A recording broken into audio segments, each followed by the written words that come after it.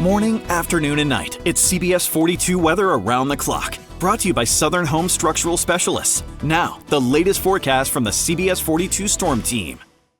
And good Tuesday afternoon. I'm Storm Team Meteorologist Jacob Woods. A very small threat for rain this afternoon. Most of us avoid those pop-up storms. The big story is the heat, with highs getting into the mid-90s. Good pool weather if you can avoid any of that rain. We've got the heat advisory in effect from yesterday all the way through the end of today, and that is including the I-65 corridor on over to western Alabama. Heat index getting between 100 to as high as 106, 107 maybe even in a few places. We're still in the lower triple digits for feels like indices for Wednesday and Thursday. It's not until this upcoming weekend before we finally get a little bit of relief, with highs in the middle to upper 80s and only feeling like it's in the lower to middle 90s. Futurecast shows those very spotty, widely scattered storms today. Most of us, again, completely staying dry and avoiding the rain, and we can't rule out a few showers early Wednesday morning, but it's mostly Wednesday afternoon into the evening hours, and a bit more widespread coverage for showers and storms for tomorrow. So I think a bit better chance, especially compared to today. If you're along and south of the Interstate 20 corridor as we go into Wednesday, you could pick up some locally heavy downpours that adds up to maybe around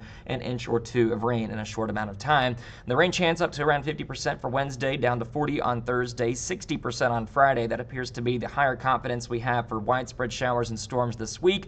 Hurricane Aaron not expected to make any impacts to the Gulf, and maybe at the very most for the coastal Carolinas there, especially on the Outer Banks, as it passes nearby as a Category 2 storm going into our Thursday, and it may bring some rough surf and some gusty winds and a little bit of coastal flooding and erosion for them. But certainly no threats or impacts for us here in central Alabama. Keep the rain gear with you as we go throughout the rest of this week into the upcoming weekend, as highs slowly begin to cool, going into the middle to upper 80s. And how about next week? Drier, less humid, and cooler overnights heading our way. Lots of sunshine with those overnight lows getting into the middle 60s and highs only in the middle 80s.